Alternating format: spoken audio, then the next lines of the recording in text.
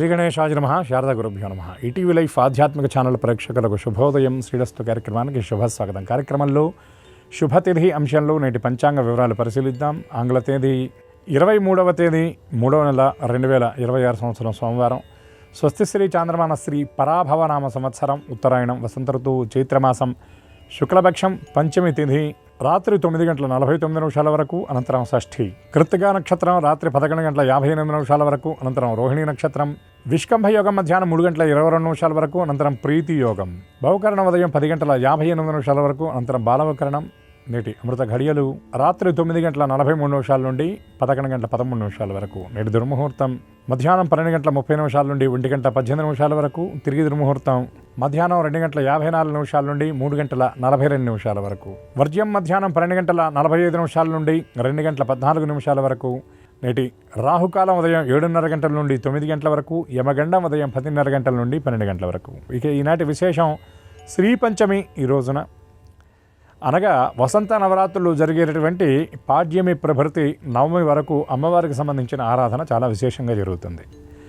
మనకి సర్వదా సంధికాలాలు ఎప్పుడైతే వస్తాయో, ఋతువులు మారేటటువంటి సంధికాలం ఏదైతే ఉన్నదో ఆ సమయంలో ఎక్కువగా వ్యాధులు ప్రబలుతాయి, ఉగ్రభూతాలు అనేవి చాలా ప్రజ్వరిల్లుతాయి. కాబట్టి ఆ సమయంలో దేవతారాధన చేయటం, దేవతారాధన పేరుతో కొన్ని నియమాలు పాటించడం వల్ల ఇటు ఆధ్యాత్మికంగా మరొక ప్రక్క ఆరోగ్యపరంగా ప్రయోజనాలు చేకూరుతాయని మనకి ఈ దేవతారాధన కొన్ని సందర్భాల్లో విశేషంగా చెప్పారు. ఈ వసంత నవరాత్రుల్లో శ్రీరామ జననోత్సవాలను జరుగుతాయి. శ్రీరామ నవమికి సంబంధించినటువంటి ఉత్సవాలు పూర్వదినాలలో జరిగేటటువంటి ఉత్సవాలు జరుగుతాయి. ముఖ్యంగా రామాయణ పారాయణ విశిష్టంగా ఈ వసంత నవరాత్రుల్లో చేస్తారు. నవమి నాడు రామాయణం పూర్తయిన ఆ చైత్ర దశమి నాడు రామ పట్టాభిషేకం నిర్వహిస్తారు. పట్టాభిషేక సర్గ పారాయణతో ఈ రామాయణ పారాయణ పూర్తవుతుంది. దీనితో పాటు లలితా అమ్మవారి ఆరాధన విశేషంగా జరుగుతుంది. ఎందుకంటే శ్రీరామో లలితాంబిక అని అమ్మవారికి నారాయణ నారాయణి, ఇక్కడ వారిద్దరికీ అభేదము. పురుషతత్వంగా నారాయణమూర్తి అయితే ప్రకృతి స్వరూపంగా అమ్మవారు నారాయణిగా మనకి కనిపిస్తూ ఉంటుంది. ఈ వసంత నవరాత్రులలో పంచమి చాలా విశేషమైనటువంటి రోజు. ఎందుకంటే అమ్మవారి ఆ నామాలలో కూడా పంచమి, పంచభూతేషి, పంచసంఖ్యోపచారిణి అని అమ్మవారిని చెప్తారు. ఇంతేకాకుండా పంచబ్రహ్మస్వరూపిణి అని కూడా అమ్మవారిని సౌందర్యలహరిలో శంకర భగవత్పాదుల వారు కీర్తించడం జరిగింది. అటువంటి ఈ పంచమి రోజున సరస్వతి ఆరాధన చాలా విశేషంగా చేయటం జరుగుతుంది. సరస్వతీదేవి అంటే ధవళ ధవళ కాంతులతో శుద్ధ జ్ఞాన ప్రదాయిని అయి అమ్మ నిర్మలంగా ఉండేటటువంటి తల్లి. ఈ రోజున సరస్వతి ఆరాధన చేయటం, సరస్వతి స్తోత్ర పారాయణ చేయటం. అమ్మ చదువుల తల్లి మాత్రమే కాదు, విద్యని, వికాసాన్ని, వివేకాన్ని, విజ్ఞానాన్ని ప్రసాదించేటటువంటి తల్లి, బుద్ధిని, చక్కని వాక్కుని ప్రసాదించేటటువంటి తల్లి. ఏదో సరస్వతి అనగానే విద్యార్థులు మాత్రమే ఆరాధన చేస్తారంటే పొరపాటు. మనందరికీ కూడా సామాంపాతు సరస్వతి భగవతి నిశేషజాడ్యాపహ అని మనం అమ్మని కీర్తిస్తాం. అంటే మనలో ఉన్నటువంటి జాడ్యాన్ని పోగొట్టేటటువంటి తల్లి, మన ఆలోచనను చురుకుగా ఉంచేటటువంటి తల్లి సరస్వతి. కాబట్టి మనందరికీ కూడా వాగ్రూపంగా అమ్మే ఈ దీన్నంతటినీ కూడా ప్రసాదిస్తుంది. ఎందుకంటే వేదాలలోకెల్లా ఒక విశేషమైనటువంటి మంత్రం చెప్తారు. దేవీం వాచ మొదలైనంత దేవాస్తాం విశ్వరూపా పశవో వదంతి అని చెప్తారు. అంటే ఈ సమస్తమైనటువంటి విశ్వానికి సృష్ట్యాది నుండి వాగ్రూపంగా అమ్మ చక్కగా ప్రకాశిస్తూ ఉంది. అటువంటి సరస్వతి ఆరాధన ఈరోజు చేయటం వల్ల అందరికీ సమస్త శుభాలు చేకూరుతాయి. అటువంటి శుక్లవర్ణ శ్వేతహంసవాహిని అయినటువంటి సరస్వతి పరదేవత యొక్క దివ్యకృప అందరికీ పరిపూర్ణంగా ఉండాలని, ముఖ్యంగా మన ఇళ్లలో ఉన్నటువంటి విద్యార్థులు ఎవరైతే ఉన్నారో వారందరికీ సరస్వతి అనుగ్రహం పరిపూర్ణంగా లభించి సకల విద్యా పారంగతను, బుద్ధి కుశలతను, సమస్త సిద్ధులను అమ్మ అనుగ్రహించాలని మనసారా ఆశిస్తూ సరస్వతి నామస్మరణ పురస్సరంగా స్వస్తి.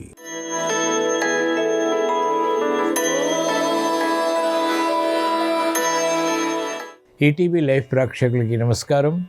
శ్రీరస్తు కార్యక్రమానికి స్వాగతం. ఈనాటి శ్రీరస్తు కార్యక్రమంలోని గ్రహయోగ అంశంలో గ్రహాల యొక్క స్థితిగతులు, వాటి యొక్క శుభాశుభ ఫలితాల గురించి పరిశీలిద్దాం. అలాగే ఈరోజు ద్వాదశ రాశుల వారికి అదృష్ట సంఖ్య, అదృష్ట వర్ణం, అనుకూల దిక్కు, అనుకూల దేవం వంటి విశేషాలు కూడా తెలుసుకుందాం. ముందుగా నేటి పంచాంగ వివరాలు. శ్రీ పరాభవనామ సంవత్సరం చైత్రమాసం శుక్లపక్షం. ఈరోజు తిథి పంచమి, వారం హిందూ వారం లేదా సోమవారం, నక్షత్రం కృత్తిక. ఇప్పుడు గ్రహాల యొక్క స్థితిగతులు పరిశీలిద్దాం. బృహస్పతి సంచారం మిథున క్షేత్రంలో, కేతు సంచారం సింహక్షేత్రంలో, కుజ బుధ రాహుల సంచారం కుంభక్షేత్రంలో, శని రవి శుక్రుల సంచారం మీనక్షేత్రంలో, చంద్ర సంచారం వృషభ క్షేత్రంలో. ఇది ఈరోజు గ్రహాల యొక్క స్థితిగతులు. వీటి ఆధారంగా ద్వాదశ రాశుల వారికి ఏర్పడేటువంటి శుభాశుభ ఫలితాలు సూచనప్రాయంగా గోచారపరంగా తెలుసుకుందాం. ముందుగా మేషరాశి.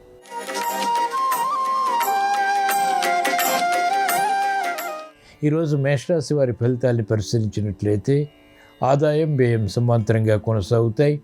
తొందరపాటు స్వభావంతో కూడినటువంటి సంభాషణల ద్వారా సమస్యలు ఆహ్వానిస్తారు కాబట్టి జాగ్రత్తలు పాటించాలి.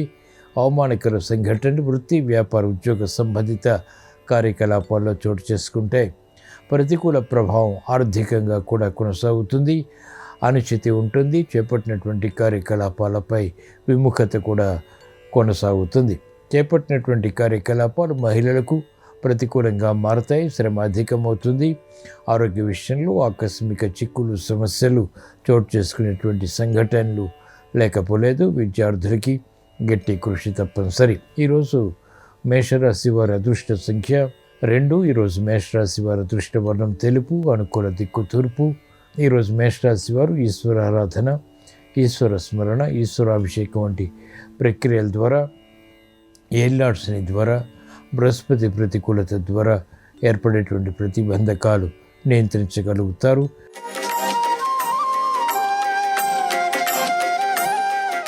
ఈరోజు వృషభ రాశి వారి ఫలితాన్ని పరిశీలించినట్లయితే ఆసక్తితో కూడినటువంటి అంశాలు ఆర్థికంగా చోటు చేసుకుంటాయి. నూతన కార్యక్రమాలకు శ్రీకారం చుట్టగలుగుతారు. ప్రతిభ గుర్తింపబడుతుంది. సునాయాస విజయాల ద్వారా గెలుపు లభిస్తుంది. కార్యక్రమ నిర్వహణలో నేర్పరితనం, నైపుణ్యం వంటివి అనుకూలతని పెంచుతాయి. మెరుగైనటువంటి అవకాశాలు వ్యాపార రంగం వారు పొందగలుగుతారు. పోటీ ఉన్నప్పటికీ ఆర్థిక విషయాల్లో అనుకూలత సాధించగలుగుతారు. మహిళలకు ప్రయోజనకర కార్యక్రమ నిర్వహణ ద్వారా ఆర్థిక ప్రయోజనాలు సాధించేటువంటి శక్తి లభిస్తుంది. సానుకూల నిర్ణయాలు, సానుకూల పరిస్థితులు విద్యార్థులకి విద్యాపరంగా లభిస్తాయి. ఈరోజు వృషభ రాశి వారి అదృష్ట సంఖ్య 6. ఈరోజు వృషభ రాశి వారి అదృష్ట వర్ణం తెలుపు, అనుకూల దిక్కు తూర్పు. ఈరోజు వృషభ రాశి వారు శ్రీ మహాలక్ష్మీ దేవిని భక్తి శ్రద్ధలతో పూజించడం ద్వారా, శ్రీ సూక్త విధానంతో పూజించడం ద్వారా ప్రతికూల ప్రభావాలు కనుమరుగవుతాయి. ప్రశాంత పరిస్థితుల్ని ఆహ్వానించగలుగుతారు.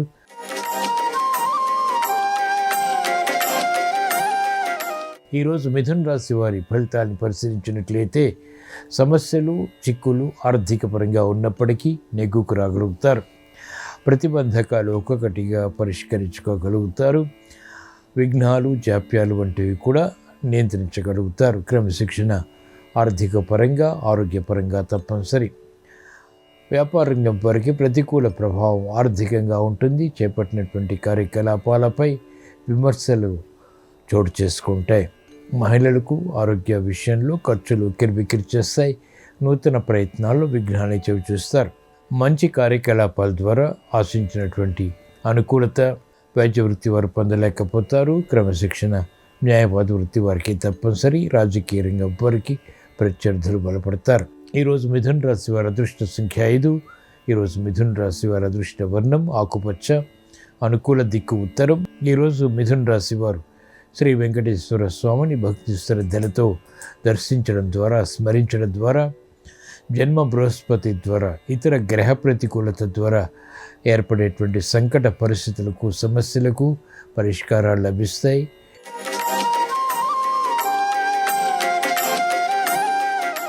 ఈరోజు కర్కాటక రాశి వారి ఫలితాలను పరిశీలించినట్లయితే వ్యయాన్ని నియంత్రించలేకపోతారు. ఆదాయ మార్గాల విషయంలో ప్రతిబంధకాలు చవిచూస్తారు. క్రమశిక్షణ తగ్గుతుంది. మెరుగైనటువంటి అవకాశాలకే చేసేటువంటి ప్రయత్నాల్లో లోపాలు వెలుగులోకి వస్తాయి. ప్రత్యర్థులు బలపడతారు. ఆశాజనకమైనటువంటి వాతావరణం ఆర్థికంగా తగ్గుతుంది. మహిళలు ఆర్థిక విషయాల్లో జాగ్రత్తలు పాటించాలి. ఆరోగ్య విషయంలో కూడా జాగ్రత్తలు తప్పనిసరి. వ్యాపార రంగం వారికి పోటీతత్వం పెరుగుతుంది. చేపట్టినటువంటి కార్యకలాపాలు క్రమక్రమంగా మాత్రమే అనుకూలతను పెంచుతాయి. చేపట్టినటువంటి కార్యకలాపాలపై ఏకాగ్రత లోపిస్తుంది. ఈరోజు కర్కాటక రాశి వారి అదృష్ట సంఖ్య 2. ఈరోజు కర్కాటక రాశి వారి అదృష్ట వర్ణం తెలుపు, అనుకూల దిక్కు తూర్పు. ఈరోజు కర్కాటక రాశి వారు ఈశ్వరారాధన, ఈశ్వర స్మరణ, ఈశ్వరాభిషేకం వంటి ప్రక్రియలు నిర్వహించడం ద్వారా ప్రశాంత పరిస్థితుల్ని ఆహ్వానించగలుగుతారు. ఆందోళన తగ్గుతుంది, అనిశ్చితి తగ్గుతుంది. చేపట్టినటువంటి కార్యకలాపాల్లో స్థిరత్వం పెరుగుతుంది, విజయాలు కూడా ప్రాప్తిస్తాయి.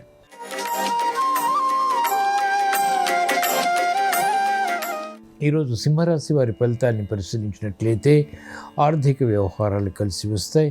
నూతన ఉత్సాహంతో కూడినటువంటి కార్యకలాపాలు కొనసాగించగలుగుతారు. ప్రతిభ గుర్తింపబడుతుంది. క్లిష్ట సమస్యలు పరిష్కరింపబడతాయి. వివిధ రకాల ప్రయోజనాలకై చేసేటువంటి ప్రయత్నాల్లో అనుకూలత సాధించగలుగుతారు. గట్టి కార్యకలాపాల ద్వారా అనుకూలత వ్యాపార రంగం వారికి లభిస్తుంది. ఆర్థిక వృద్ధికే చేసేటువంటి ప్రయత్నాల్లో ఆశించినటువంటి ప్రయోజనాలు లభిస్తాయి. వ్యవసాయ రంగం వారికి ప్రోత్సాహకరం. చేపట్టినటువంటి కార్యకలాపాలు క్రీడా రంగం వారికి అనుకూలతని పెంచుతాయి. ఈరోజు సింహరాశి వారి అదృష్ట సంఖ్య 9. ఈరోజు సింహరాశి వారి అదృష్ట వర్ణం ఎరుపు, అనుకూల దిక్కు తూర్పు. ఈరోజు సింహరాశి వారు శ్రీ మహావిష్ణువుని భక్తి శ్రద్ధలతో దర్శించడం, స్మరించడం, పూజించడం ద్వారా మెరుగైనటువంటి అవకాశాలు చేజిక్కించుకోగలుగుతారు. గృహ విషయాలు అనుకూలిస్తాయి. చేపట్టినటువంటి కార్యకలాపాలు కలిసి వస్తాయి.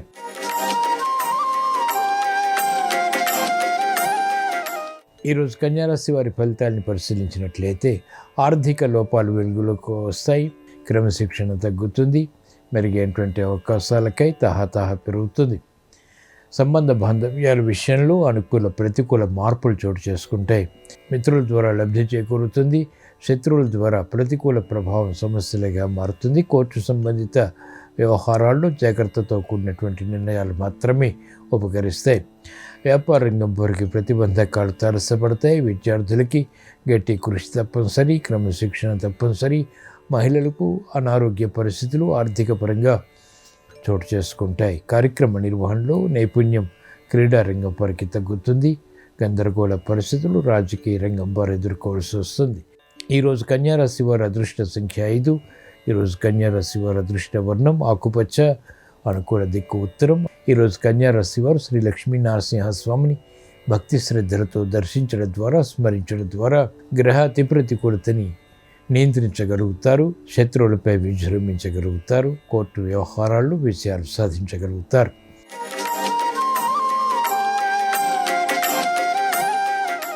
ఈరోజు తులారాశి వారి ఫలితాన్ని పరిశీలించినట్లయితే ఆర్థిక స్తోమత కలిగి ఉంటారు. చేపట్టినటువంటి కార్యకలాపాలు కలిసి వస్తాయి. నూతన కార్యక్రమాలకు శ్రీకారం చుట్టగలుగుతారు. ప్రతిబంధకాలు ఒక్కొక్కటిగా పరిష్కరించుకునేటువంటి మార్గాలు సులభతరమవుతాయి. మెరుగైనటువంటి వ్యవహారాల్లో చురుకైనటువంటి నిర్ణయాలు కలిసి వస్తాయి. ఆలోచన సంపత్తి కలిగి ఉంటారు. ఏకాగ్రత పెరుగుతుంది. సూక్ష్మత పెరుగుతుంది. ప్రతిబంధకాలు వేగవంతంగా పరిష్కరించుకోగలుగుతారు. వ్యాపార రంగం వారికి అత్యంత అనుకూలం. సానుకూల నిర్ణయాలు ఆర్థికంగా కలిసి వస్తాయి. మహిళలకు ప్రోత్సాహకర పరిస్థితులు గృహపరంగా, వృత్తి, వ్యాపార, ఉద్యోగ సంబంధిత కార్యకలాపాల్లో కూడా గెలుపును తెచ్చిపెడతాయి.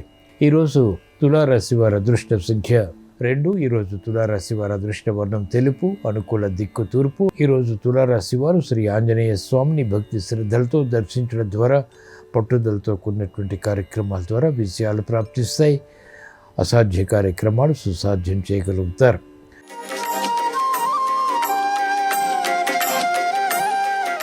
ఈరోజు వృశ్చిక రాశి వారి ఫలితాన్ని పరిశీలించినట్లయితే ఆరోగ్య విషయంలో చిరు సమస్యలు తలెత్తుతాయి. ఆర్థిక పరిస్థితి క్రమక్రమంగా మెరుగవుతుంది. ఆకస్మిక పరిష్కారాలు చిక్కులకు, సమస్యలకు పొందగలుగుతారు. నూతన ఉత్సాహానికై చేసేటువంటి ప్రయత్నాలు లాభిస్తాయి. కార్యసిద్ధి కార్యకలాపాల్లో చోటు చేసుకుంటుంది. ఆత్మవిశ్వాసాన్ని పెంపొందింపచేస్తుంది. గతంలో కొన్న మెరుగైనటువంటి పరిస్థితులు మహిళలకు ఆర్థికంగా లభిస్తాయి. ఆకస్మిక ఆర్థిక పరిస్థితులు అనుకూలంగా మరల్చుకోగలుగుతారు. ప్రతిభ వైద్య వృత్తి వారికి గుర్తింపబడుతుంది. ఆకస్మిక అనుకూలత క్రీడా రంగం వారికి గెలుపును కలిగిస్తుంది.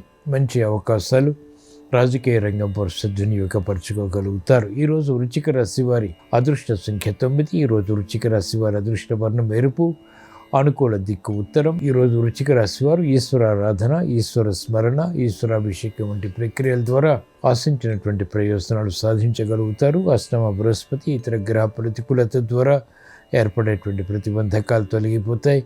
ప్రశాంత చిత్తంతో కూడినటువంటి కార్యకలాపాలు కొనసాగించి ఉత్తమ కార్యసిద్ధిని పెంపొందింపచేసుకోగలుగుతారు.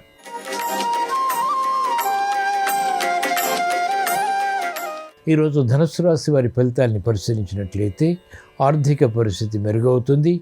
చేపట్టినటువంటి కార్యకలాపాల్లో ప్రోత్సాహకర పరిస్థితులు ఆనందానికి దారితీస్తాయి. మంచి నిర్ణయాలు తీసుకోగలుగుతారు. కాలయాపన ద్వారా ఏర్పడినటువంటి సమస్యల్ని పరిష్కరించుకోగలుగుతారు. అధిక ఒత్తిళ్లు ఉన్నప్పటికీ ఓర్పు సహనంతో వాటిని పరిష్కరించుకోగలుగుతారు. క్రమశిక్షణ విద్యార్థులకి పెరుగుతుంది.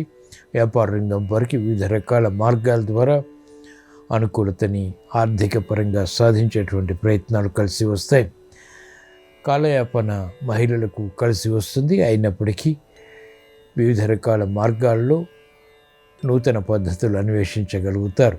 ఈరోజు ధనుస్సు రాశి వారి అదృష్ట సంఖ్య 3. ఈరోజు ధనుస్సు రాశి వారి అదృష్ట వర్ణం పసుపు. అనుకూల దిక్కు ఈశాన్యం. ఈరోజు ధనుస్సు రాశి వారు శ్రీ లక్ష్మీ నరసింహస్వామిని భక్తి శ్రద్ధలతో దర్శించడం ద్వారా, పూజించడం ద్వారా లాభదాయకమైనటువంటి కార్యక్రమాల ద్వారా విజయాలు ప్రాప్తిస్తాయి.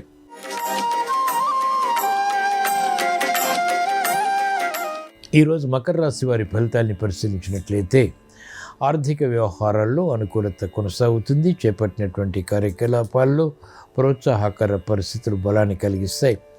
వ్యయం ఉన్నప్పటికీ ఆదాయం కూడా సమాంతరంగా పెంపొందింప చేసుకోగలుగుతారు. సంభాషణల విషయంలో జాగ్రత్తలు పాటించాలి. చేపట్టినటువంటి కార్యకలాపాలపై అవగాహనతో కూడినటువంటి విషయాలు సిద్ధిస్తాయి. మహిళలకు అత్యంత అనుకూల కాలం. ఆరోగ్య రక్షణ చేకూరుతుంది. గతంలో చేసినటువంటి పొరపాట్లు సవరించుకునేటువంటి అవకాశాలు దగ్గరవుతాయి. కాలయాపన ద్వారా ఏర్పడినటువంటి సమస్యలు న్యాయవాద వృత్తి వారు పరిష్కరించుకోగలుగుతారు. వైద్య వృత్తి వారికి సానుకూల నిర్ణయాలు గుర్తింపును తెచ్చిపెడతాయి. విద్యార్థులకి శుభ పరిణామాలు ఆహ్వానించగలుగుతారు. పట్టుదలతో కూడినటువంటి కార్యకలాపాలు రాజకీయ రంగం వారికి యోగిస్తాయి. ఈరోజు మకర రాశి వారి అదృష్ట సంఖ్య 1. ఈరోజు మకర రాశి వారి అదృష్ట వర్ణం ఎరుపు. అనుకూల దిక్కు తూర్పు. ఈరోజు మకర రాశి వారు శ్రీ దక్షిణామూర్తిని భక్తి శ్రద్ధలతో దర్శించడం, స్మరించడం, పూజించడం ద్వారా గ్రహ ప్రతికూలతని అనుకూలంగా మరల్చుకోగలుగుతారు. పట్టుదలతో కూడినటువంటి కార్యకలాపాల ద్వారా కార్యసిద్ధిని పొందగలుగుతారు.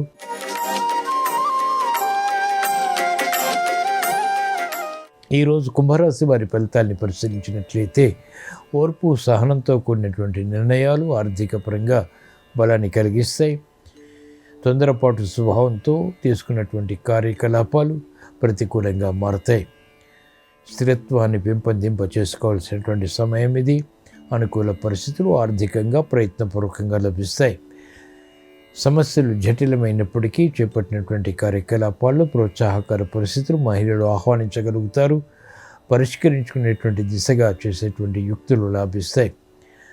విద్యార్థులకి అనుకూలం. చేపట్టినటువంటి కార్యకలాపాలు వ్యాపార రంగం వారికి మొదట ప్రతికూలత, తర్వాత అనుకూలతని కలిగిస్తాయి. శ్రమతో కూడినటువంటి విషయాలు న్యాయవాద వృత్తి వారు పొందగలుగుతారు. వైద్య వృత్తి వారికి శుభ సంకేతాలు వృత్తిపరంగా బలాన్ని కలిగిస్తాయి. ఈరోజు కుంభరాశి వారి అదృష్ట సంఖ్య 2. ఈరోజు కుంభరాశి వారి అదృష్ట వర్ణం తెలుపు. అనుకూల దిక్కు ఉత్తరం.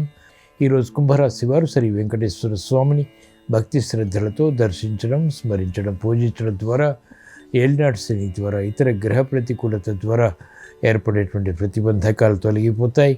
ప్రశాంతత పెరుగుతుంది. చేపట్టినటువంటి కార్యకలాపాలు కలిసి వస్తాయి.